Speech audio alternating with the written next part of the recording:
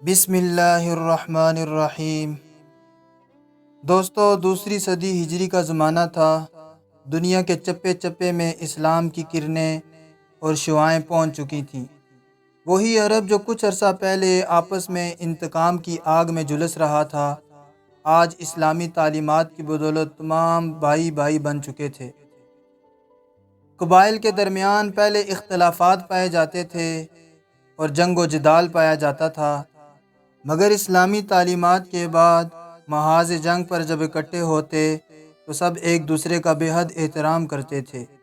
تلواروں کے سائے میں ان کی نمازیں ادا ہوتی تھیں، اور جن جن ملکوں میں وہ جہاد کا پرچم لہراتے تھے، وہاں کے رہنے والوں کے ساتھ عدل و انصاف کرنا ان کی شان تھی۔ دوسری جانب مسلمان مبلغین بھی دعوت و تبلیغ کا کام اپنی پوری ذمہ داری سے کر رہے تھے، اور تھوڑے ہی زمانے میں دیکھتے ہی دیکھتے مسلمانوں کی تعداد میں بے تحاشا اضافہ ہونے لگا۔ دوسری صدی ہجری کے آخر میں مملکت اسلامیہ کی باغ ڈور خلیفہ ہارون الرشید کے ہاتھ میں تھی۔ دنیا کے گوشے گوشے سے مسلمان بیت اللہ شریف کا حج ادا کرنے کے لیے آ رہے تھے۔ مکہ مکرمہ میں پانی چونکہ ناپید تھا اور حاجیوں اور مکہ والوں کو بڑی مشکل تھی، اسی زمانہ میں ملکہ زبیدہ حج ادا کرنے کے لیے مکہ آئی۔ انہوں نے جب مکہ والوں اور حاجیوں کو پانی کی دشواری اور مشکلات میں مبتلا دیکھا تو انہیں سخت افسوس ہوا۔ چنانچہ انہوں نے اپنے اخراجات سے ایک عظیم الشان نہر کھودنے کا حکم دے کر ایک ایسی مثال قائم کی جو رہتی دنیا تک سب کو یاد رہے گی۔ ملکہ زبیدہ کی کنیت جعفر تھی اور آپ جعفر کی بیٹی تھیں، اور آپ کے دادا کا نام ابو جعفر منصور تھا۔ آپ خلیفہ ہارون الرشید کی چچا زید بہن تھیں۔ ملکہ زبیدہ کا اصلی نام العزیز تھا۔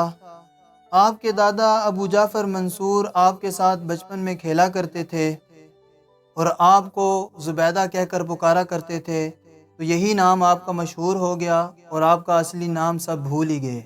آپ نہایت ہی خوبصورت اور ذہین و فطین تھیں۔ جب جوان ہوئیں تو خلیفہ ہارون الرشید سے شادی ہو گئی۔ یہ شادی بڑی دھوم دھام سے ذوالحجہ 165 ہجری میں ہوئی۔ ہارون الرشید نے شادی کی خوشی میں ملک بھر میں عوام و خواص سب کو دعوت دی، اور دعوت پر آنے والوں میں جس قدر مال تقسیم کیا گیا، اسلام کی تاریخ میں اس کی مثال نہیں ملتی۔ اس موقع پر خاص بیت المال سے ہارون الرشید نے 5 کروڑ درہم خرچ کیے۔ ہارون الرشید نے اپنے خاص مال سے جو کچھ خرچ کیا وہ اس کے علاوہ تھا۔ خلیفہ ہارون الرشید ملکہ زبیدہ سے بہت زیادہ محبت کرتا تھا۔ ایک مرتبہ اس نے اپنی بیوی کو نہر کہہ کر پکارا۔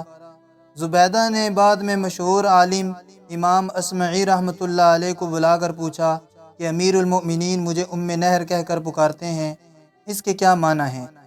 امام اصمعی رحمۃ اللہ علیہ نے جواب دیا، چونکہ جعفر عربی لغت میں نہر کو کہتے ہیں اور آپ کی کنیت جعفر ہے، اس لیے نہر معنی مراد لے کر آپ کو اس نام سے پکارا ہے۔ ملکہ زبیدہ بڑی سمجھدار خاتون تھی اور ابھارنے والوں کے کہنے پر کبھی بھی فوری فیصلہ نہیں کیا۔ ایک مرتبہ ایک شاعر نے ان کی خدمت میں چند اشعار سنائے، مگر الفاظ کی ہیر پھیر میں اپنا اصلی مقصد بیان نہ کر سکا۔ شعر کے مفہوم سے ان کی عظمت کی بجائے گستاخی نمایاں تھی۔ خشم و خدم نے شاعر کی عبارت کو ملکہ کی بے ادبی پر محمول کیا اور اس کو گرفتار کرنا چاہا، مگر ملکہ نے ان سے کہا کہ اس کو نظر انداز کر دو، کیونکہ جس کی نیت اچھی بات کہنے کی ہو مگر اس سے غلطی ہو جائے، یہ اس شخص سے بہت بہتر ہے کہ جس کی نیت بری ہو مگر وہ بات اچھی کر رہا ہو۔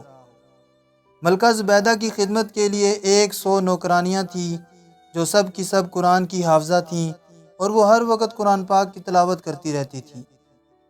ان کے محل میں قرات کی آواز شہد کی مکھیوں کی بنبناہٹ کی طرح ہر وقت آتی رہتی تھی۔ ملکہ زبیدہ نے پانی کی قلت کی وجہ سے حاجیوں اور مکہ والوں کو پیش آنے والے مشکلات اور دشواریوں کا اپنی آنکھوں سے جب مشاہدہ کیا تو انہوں نے مکہ میں ایک نہر بنانے کا ارادہ کیا۔ اس سے پہلے بھی وہ مکہ والوں کو بہت زیادہ مال سے نوازا کرتی تھیں اور حج اور عمرہ کے لیے آنے والوں کے ساتھ بہت اچھا سلوک کیا کرتی تھیں۔ اب نہر کی کھدائی کا منصوبہ سامنے آیا تو مختلف علاقوں سے ماہر انجینئر بلائے گئے۔ مکہ مکرمہ سے 35 کلومیٹر شمال مشرق میں وادی حنین کے جبال طاد سے نہر نکالنے کا پروگرام بنایا۔ ایک نہر جس کا پانی جبال قرا سے وادی نعمان کی طرف جا رہا تھا، اسے بھی نہر زبیدہ میں شامل کر لیا گیا۔ یہ مقام عرفات سے 12 کلومیٹر جنوب مشرق میں واقع تھا۔ اس عظیم منصوبے پر 17 لاکھ دینار خرچ ہوئے۔ ملکہ زبیدہ نے انتہائی شوق اور جذبہ اخلاص کے تحت نہر کی کھدائی کرائی تھی اور حاجیوں اور مکہ والوں کی مشکلات کو وہ دور کرنا چاہتی تھیں، اور یہ کام صرف اللہ تعالیٰ کی خوشنودی کے لیے انہوں نے کیا۔ اس کا اندازہ اس بات سے لگایا جا سکتا ہے کہ جب نہر زبیدہ کی منصوبہ بندی شروع ہوئی تو اس منصوبہ کا منتظم انجینئر آیا اور کہنے لگا کہ آپ نے جس منصوبہ کا حکم دیا ہے اس کے لیے خاصے اخراجات درکار ہیں، کیونکہ اس کی تکمیل کے لیے بڑے بڑے پہاڑوں کو کاٹنا پڑے گا، چٹانوں کو توڑنا پڑے گا، نشیب و فراز کی مشکلات سے نپٹنا پڑے گا، سینکڑوں مزدوروں کو دن رات محنت کرنی پڑے گی، تب کہیں جا کر اس منصوبہ کو پایا تکمیل تک پہنچایا جا سکتا ہے۔ یہ سن کر ملکہ زبیدہ نے بہت ہی دلچسپ جواب دیا۔ آپ نے فرمایا کہ اس کام کو شروع کرو، چاہے کلاڑے کی ایک ضرب پر 1 دینار ہی خرچ کرنا پڑے۔ اس طرح جب نہر کا منصوبہ تکمیل کو پہنچ گیا تو منتظمین اور نگران حضرات نے اخراجات کی تفصیلات ملکہ کی خدمت میں پیش کی۔ اس وقت ملکہ زبیدہ دریائے دجلہ کے کنارے واقع اپنے محل میں تھی۔ ملکہ نے وہ تمام کاغذات لیے اور نہ ان کو دیکھا اور نہ ان کو کھولا اور ان کو دریا میں ڈال دیا۔ دعا کرنے لگی کہ اے اللہ، مجھے دنیا میں کسی سے کوئی حساب نہیں لینا، تو مجھ سے قیامت کے دن کوئی حساب نہ لینا۔ ملکہ زبیدہ نے یہ عظیم الشان کام انجام دے کر حاجیوں اور مکہ والوں کو پانی کی قلت کے سبب درپیش مشکلات کا مسئلہ حل کر دیا۔ اللہ تعالیٰ اس نہر کو ان کے حق میں صدقہ جاریہ بنائے۔ ملکہ زبیدہ کی وفات 216 ہجری جمادی الاولیٰ میں ہوئی اور بغداد میں آپ کو دفن کیا گیا۔ اتنے بڑے کارنامے اور خدمت کے باوجود ملکہ زبیدہ کی ایک خادمہ نے کچھ عرصے کے بعد ان کو خواب میں دیکھا اور ان سے پوچھا کہ آپ کے ساتھ کیا معاملہ رہا؟